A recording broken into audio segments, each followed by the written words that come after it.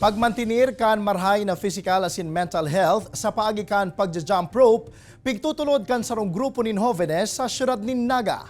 Uyan report ni Rosie Nieva.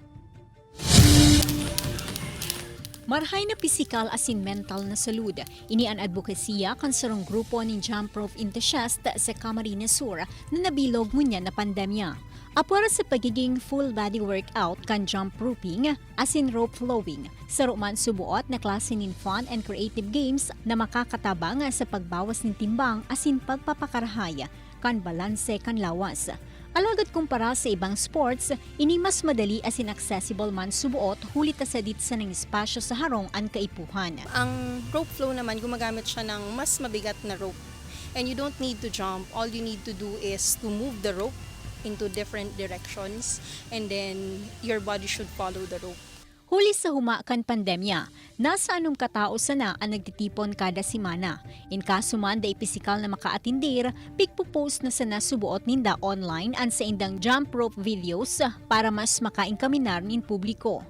Pigherasman ka nagkapirang enthusiast ang magayo na epekto ka na sambitan ng sports sa inda. Nakakapag-relieve ng stress ko, and we all know naman na working out produces happy hormones. So yun, mas nagigain yung confidence ko by working out through jump rope.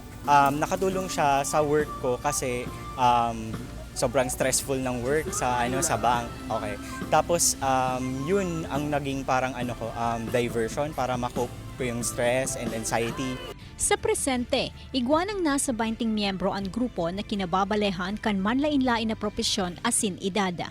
Pagtataong doon pa kan mga ini, ang salud sarong kayamanan na dapat pangatamanan asin nganing makalikay sa anuman na mga helang. Rosie Nieva, Balitang Bicolandia.